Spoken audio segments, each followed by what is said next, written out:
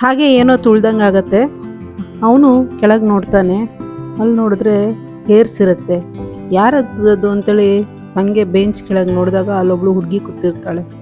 ಅಷ್ಟೊತ್ತಿಗೆ ಅವನ ಲವರ್ ಬಂದು ಏನು ಮಾಡ್ತಾ ಇದೀಯಾ ಅಂತ ಕೇಳ್ತಾಳೆ. ಇವನಿಗೆ ಆ ಹುಡುಗಿ ಒಂದೇ ಸಲ ಕಿಸ್ ಕೊಟ್ಬಿಡ್ತಾಳೆ. ಇವನು ಗಾಬರಿಯಿಂದ ಅವಳನ್ನ ಹಿಂದಕ್ಕೆ ತಳ್ಳಿ ಮೇಲೆ ಎದ್ದೇಳ್ತಾನೆ.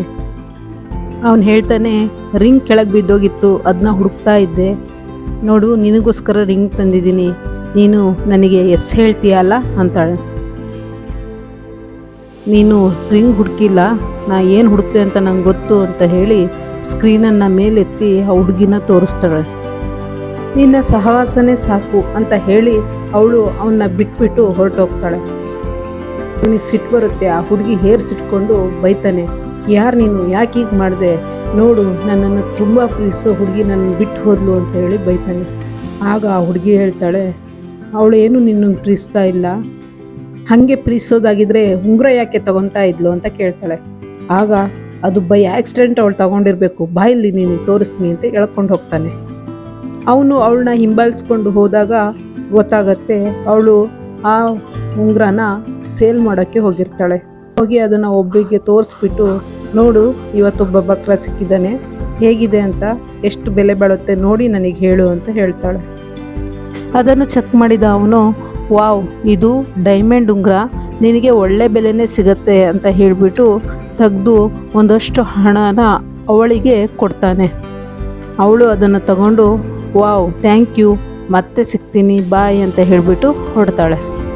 ಅದನ್ನು ನೋಡಿದ ಅವನಿಗೆ ಹಾರ್ಟೇ ಒಡೆದೋದು ಹಾಗೆ ಆಗತ್ತೆ, ಮತ್ತು ತುಂಬ ಬೇಸರ ಆಗುತ್ತೆ, ನಾನು ಇಂಥ ಹುಡುಗಿನ ನಂಬಿಟ್ನಾ ಅಂತ ಹೇಳಿ.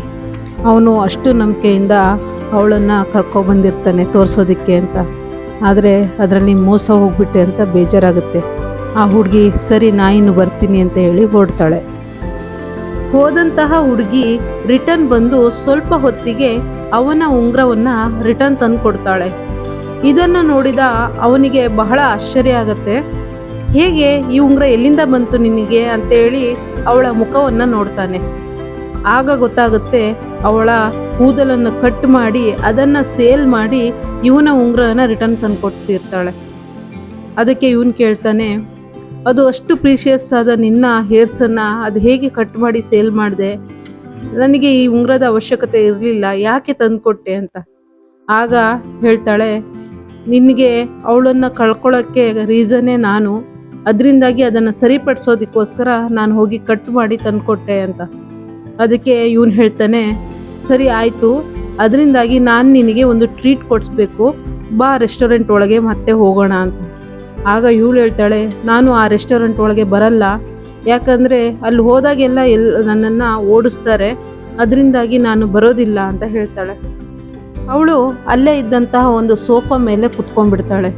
ಅವನು ಎಷ್ಟೇ ರಿಕ್ವೆಸ್ಟ್ ಮಾಡಿ ಕರೆದ್ರೂ ನಾನು ಬರೋದಿಲ್ಲ ಅಂತ ಹೇಳಿ ಕುತ್ಕೊತಾಳೆ. ಅದಕ್ಕೆ ಆಲ್ ರೈಟ್ ನಾನಿನ್ನು ಬರ್ತೀನಿ ಅಂತ ಹೇಳಿಬಿಟ್ಟು ಅವನು ಹೊರಡ್ತಾನೆ. ಆಮೇಲೆ ನೋಡಿದ್ರೆ ಇವಳು ಎಲ್ಲಿ ಕೂತಿರ್ತಾಳೆ ಅಲ್ಲಿಗೇನೆ ಟೇಬಲ್ಲು ಮತ್ತು ರೆಸ್ಟೋರೆಂಟಲ್ಲಿ ಇರುವಂತಹ ಎಲ್ಲ ಥಿಂಗ್ಸ್ಗಳನ್ನು ತಂದು ಇಡ್ತಾರೆ. ಆ ನಂತರ ಒಂದು ಬೊಕ್ಕೆ ತಗೊಂಡು ಆ ವ್ಯಕ್ತಿ ವಾಪಸ್ ಬರ್ತಾನೆ. ಇವಳು ಏನು ನಡೀತಾ ಇದೆ ಇಲ್ಲಿ ಅಂತ ಕೇಳ್ತಾಳೆ.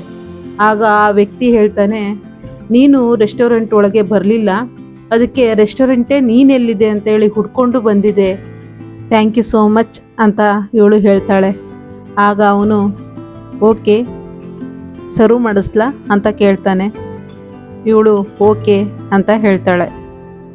ಅವನು ಹಾಗೆ ಮನಸ್ಸಿನಲ್ಲಿ ಅನ್ಕೊತಾನೆ, ನಾನು ಎಂಥ ಹುಡುಗಿ ಬೇಕು ಅಂತ ಅನ್ಕೊತಾ ಇದ್ನೋ ಅಂತಹ ಹುಡುಗಿ ಇವಳ ಕಣ್ಣಲ್ಲೇ ಆ ಚಾರ್ಮಿಂಗ್ ಕಾಣಿಸ್ತಾ ಇದೆ, ಇವಳ ಮುಗ್ಧತೆಯಲ್ಲಿ ಎಲ್ಲ ಬೇಕಾದಂತಹ ಗುಣಗಳಿವೆ, ಫಸ್ಟ್ ಸೈಟಲ್ಲೇ ಇವಳು ಯಾರನ್ನಾದರೂ ಸೆಳೆತಾಳೆ ಅಂತ ಹೇಳಿ ಮನಸ್ಸಲ್ಲಿ ಅನ್ಕೊತಾನೆ. ಮತ್ತು ಅವಳ ಮುಗ್ಧವಾದ ಒಳ್ಳೆ ಗುಣಕ್ಕೆ ಸೋತು ಹೋಗಿರ್ತಾನೆ. ಅವನು ಅವಳ ಜೊತೆ ಮಾತಾಡ್ತಾ ನಗ್ತಾ ಅಲ್ಲಿ ಕೂತಾಗ ಎಲ್ಲರೂ ಅವರನ್ನು ನೋಡಿಬಿಟ್ಟು ನಗಾಡ್ಕೊಂಡು ಫೋಟೋ ತೆಗಿತಾ ಇದ್ರೂ ಸಹ ಅವರಿಗೆ ಗೊತ್ತೇ ಆಗ್ತಾ ಇರಲ್ಲ, ಅವರು ಪ್ರಪಂಚನೇ ಮರೆತು ಕೂತ್ಕೊಂಡಿರ್ತಾರೆ. ಇದನ್ನೆಲ್ಲ ಈ ಹಿಂದೆ ಮೋಸ ಮಾಡಿ ಹೋದಂತಹ ಹುಡುಗಿ ಸಹ ನೋಡ್ತಾ ನಿಂತಿರ್ತಾಳೆ. ಅಷ್ಟರಲ್ಲಿ ಇವನು ಆ ಡೈಮಂಡ್ ರಿಂಗನ್ನು ರಿಟರ್ನ್ ಆ ಹುಡುಗಿಗೆ ಕೊಡ್ತಾನೆ. ಅವಳಿಗೆ ಕೊಟ್ಟದ್ದನ್ನು ಈ ಮೋಸ ಮಾಡಿ ಹೋದಂಥ ಹುಡುಗಿ ನೋಡಿ ಜಲಸ್ ಪಡ್ತಾ, ಓ ಇವಳ ಕೈಗೆ ಉಂಗುರ ಸೇರ್ತಾ ಅಂತ ಅನ್ಕೊತಾಳೆ. ನೀನು ನನ್ನ ವೈಫ್ ಆಗ್ಬೋದಾ ಅಂತ ಆ ಮನುಷ್ಯ ಕೇಳ್ತಾನೆ. ತಕ್ಷಣ ಆ ಹುಡುಗಿ, ನೋ, ಇದು ಸಾಧ್ಯನೇ ಇಲ್ಲ. ಯಾಕಂದರೆ ನಾನು ಮನೆ ಇಲ್ಲ, ಮಠ ಇಲ್ಲ, ಬೀದಿಯಲ್ಲಿ ಮಲಗುವಂಥ ಹುಡುಗಿ. ನಾನು ಎಲ್ಲಂದರೆ ಅಲ್ಲಿ ಇದ್ದು ಜೀವನ ಮಾಡೋವಂಥವಳು. ನನಗೆ ಈ ಚಾನ್ಸು ಸಿಗೋದು ಸರಿಯಲ್ಲ ಅಂತ ಹೇಳ್ತಾಳೆ. ತಕ್ಷಣ ಅವನು, ಏನು ಪರವಾಗಿಲ್ಲ, ನಾನು ನಿನ್ನನ್ನು ಇಷ್ಟಪಡ್ತಾ ಇದ್ದೀನಿ ಅಂತಾನೆ. ಆಗ ಇವಳು ಹೇಳ್ತಾಳೆ, ನಾ ಇನ್ನೊಂದು ಸತ್ಯನ ನಿನಗೆ ಹೇಳಬೇಕು. ಇದು ನಾನು ಫಸ್ಟ್ ಟೈಮು ಒಬ್ಬ ಮನುಷ್ಯನಿಗೆ ಕಿಸ್ ಕೊಡ್ತಾ ಇರೋದಲ್ಲ. ನಾನು ಹಲವಾರು ಬಾರಿ ಆ ರೀತಿ ಕಿಸ್ಸನ್ನು ಕೊಟ್ಟಿದ್ದೀನಿ. ಯಾಕಂದರೆ ಆ ಹುಡುಗಿ ಹಾಗೆ ಮಾಡಲು ನನಗೆ ಹೇಳ್ತಾ ಇದ್ಲು, ಅದಕ್ಕೆ ನನಗೆ ಪೇ ಸಹ ಕೊಡ್ತಾ ಇದ್ಲು. ನಾನು ಒಂದು ಹೊತ್ತಿನ ಊಟಕ್ಕೋಸ್ಕರ ಈ ಕೆಲಸ ಮಾಡ್ತಾ ಇದ್ದೆ ಅಂತ ಹೇಳಿ, ಈ ದಿನ ನಿನ್ನ ಫೀಲಿಂಗ್ಸ್ ಮತ್ತು ನಿನ್ನ ಮನಸ್ಥಿತಿ ನೋಡಿದಾಗ ನನ್ನ ಹುದ್ದೆನ ಇನ್ನು ಮಾಡಬಾರ್ದು ಅಂತೇಳಿ ನನಗೆ ಅನಿಸಿದೆ. ದಯವಿಟ್ಟು ನನ್ನನ್ನು ಕ್ಷಮಿಸ್ಬಿಡು, ನನ್ನನ್ನು ಅಪಾಲಜಿ ಮಾಡು ಅಂತೇಳಿ ಅವಳು ಬೇಡ್ಕೊತಾಳೆ. ಆದರೆ ಅವನು ಬೇಜಾರಿಂದ ಅಲ್ಲಿಂದ ಎದ್ದು ಹೊರಟು ಹೋಗ್ತಾನೆ. ಇದೇ ಚಾನ್ಸಿಗೆ ಕಾಯ್ತಾ ಇದ್ದ ಆ ಎಕ್ಸ್ ಗರ್ಲ್ ಫ್ರೆಂಡ್ ಹೋಗಿ ಪೊಲೀಸನ್ನು ಕರ್ಕೊಂಡು ಬರ್ತಾಳೆ. ಬಂದ್ಬಿಟ್ಟು ಇವಳ ಮೇಲೆ ಕಂಪ್ಲೇಂಟ್ ಹೇಳ್ತಾಳೆ, ಇವಳು ನನ್ನ ರಿಂಗನ್ನು ಕದ್ದಿದ್ದಾಳೆ ಅಂತ. ತಕ್ಷಣ ಅವನು ಅರೆಸ್ಟ್ ಮಾಡಲು ಮುಂದಾಗ್ತಾನೆ. ಹೇಳ್ತಾನೆ, ನೀವು ರಿಂಗ್ ಕದ್ದಿದ್ದೀರಾ, ತೋರಿಸಿರಿ ಅಂತ ಹೇಳಿ. ಆದರೆ ಇವಳು ಇಲ್ಲ ಅಂತ ಹೇಳಿ ಫಸ್ಟು ಹೇಳ್ತಾಳೆ. ಆದರೆ ರೈಸ್ ಯುವರ್ ಹ್ಯಾಂಡ್ಸ್ ಅಂತೇಳಿ ಅವನು ಹೇಳಿದಾಗ ಹೆದರಿ ಹ್ಯಾಂಡ್ ರೇಸ್ ಮಾಡ್ತಾಳೆ. ಆಗ ಅಲ್ಲಿ ಉಂಗುರ ಸಿಗತ್ತೆ. ಆ ಪೊಲೀಸ್ ಆ ಉಂಗುರವನ್ನು ನೋಡ್ತಾ ಇದ್ದಾಗಲೇ ಇವಳು ಆ ಉಂಗುರವನ್ನು ಕಸ್ಕೊತಾಳೆ. ನೋಡಿ, ಇದೇ ನನ್ನ ಉಂಗುರ ಅಂತ ಹೇಳಿ. ತಕ್ಷಣ ಆ ಉಂಗುರವನ್ನು ನೀಡಿದಂಥ ಹುಡುಗ ವಾಪಸ್ ಬಂದು ಆ ಉಂಗುರವನ್ನು ಅವಳ ಕೈಯಿಂದ ಇಸ್ಕೊಂಡು, ಏನು ನಡೀತಾ ಇದೆ ಇಲ್ಲಿ ಅಂತ ಕೇಳ್ತಾನೆ.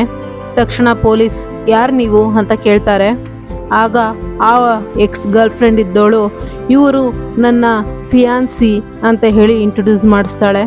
ಆದರೆ ಆ ಹುಡುಗ, ನೋ, ನೀವ್ಯಾರು ಅಂತ ನನಗೆ ಗೊತ್ತಿಲ್ಲ, ನಾನು ನಿಮ್ಮನ್ನು ಇದೇ ಫಸ್ಟ್ ಟೈಮ್ ನೋಡ್ತಾ ಇರೋದು. ಇವಳು ನನ್ನ ಗರ್ಲ್ ಫ್ರೆಂಡ್, ಈ ಉಂಗುರವನ್ನು ನಾನೇ ಇವಳಿಗೆ ಕೊಟ್ಟಿದ್ದೆ ಅಂತ ಹೇಳಿ ಆ ಭಿಕ್ಷುಕ ಹುಡುಗಿಯ ಕಡೆ ಕೈ ತೋರಿಸ್ತಾನೆ. ನಂತರ ಆ ಹುಡುಗಿಗೆ ಹೇಳ್ತಾನೆ, ಹೇಳು ನೀನು ಅದನ್ನ ಅಂತೇಳಿ. ಹೌದು ಅಂತಾಳೆ ಅವಳು. ನಂತರ ಪೊಲೀಸಿಗೆ ಹೇಳ್ತಾನೆ, ನೋಡಿ ಸರ್, ನೀವೇ ಈಗ ಡಿಸೈಡ್ ಮಾಡಿ ಯಾರು ಕಳ್ಳರು ಅಂತ ಹೇಳಿ. ಈ ಐಟಮ್ ಸಹ ನನ್ನ ಫಿಯಾನ್ಸ್ ಇದೆ, ಇವಳು ಕತ್ಕೊಂಡು ಹೋಗ್ತಾ ಇದ್ದಾಳೆ ಅಂತ ಹೇಳಿ ಹೇಳ್ತಾನೆ. ತಕ್ಷಣ ಅವಳು, ನೋ, ಇದು ನನ್ನ ದುಡ್ಡಿಂದ ತಗೊಂಬಂದಿದ್ದು ಅಂತಾಳೆ. ಆಗ ನಿಜವಾಗ್ಲೂ ಅಂತ ಕೇಳ್ತಾನೆ ಇವನು. ತಕ್ಷಣ ಅದು ಅಂತಾಳೆ. ಆಗ ಪೊಲೀಸಿಗೆ ಡೌಟ್ ಬಂದು, ಮೇಡಮ್, ನಾನು ಈಗ ಅವರನ್ನೆಲ್ಲ ಅರೆಸ್ಟ್ ಮಾಡಬೇಕಾಗಿದ್ದು ನಿಮ್ಮನ್ನು, ಬನ್ನಿ ಅಂತ ಹೇಳಿ ಕರ್ಕೊಂಡು ಹೋಗ್ತಾನೆ. ತಕ್ಷಣ ಇವರಿಬ್ಬರು ನಗ್ತಾ ಒಂದಾಗ್ತಾರೆ. ಜೀವನದಲ್ಲಿ ಅದೆಷ್ಟೋ ಕಷ್ಟಗಳು, ಬ್ಯಾಡ್ ಟೈಮ್ಗಳು ಬರ್ತಾನೆ ಇರ್ತವೆ. ಅದನ್ನು ಸರಿಪಡಿಸಿಕೊಂಡು ಹೊಸ ತಿರುವನ್ನು ಪಡೆದುಕೊಂಡು ಜೀವನದಲ್ಲಿ ಮುಂದೆ ಸಾಗೋದೇ ಬದುಕು ಅಂತ ಹೇಳ್ತಾ ನನ್ನ ಈ ಕಥೆಯನ್ನು ಮುಗಿಸ್ತೀನಿ. ಮುಂದಿನ ಕಥೆಯೊಂದಿಗೆ ಮತ್ತೆ ಬರ್ತೀನಿ. ಈ ಕತೆ ಇಷ್ಟ ಆಯಿತು ಅಲ್ವಾ? ಈ ಕತೆ ಇಷ್ಟವಾದಲ್ಲಿ ದಯವಿಟ್ಟು ಸುಕೇತಾ HS ಗೌಡ ಯೂಟ್ಯೂಬ್ ಚಾನಲನ್ನು ಸಬ್ಸ್ಕ್ರೈಬ್ ಮಾಡಿ ಮತ್ತು ಈ ಸ್ಟೋರಿಗೆ ಒಂದು ಲೈಕ್ ಕೊಡೋದನ್ನು ಮರಿಬೇಡಿ. ಧನ್ಯವಾದಗಳು.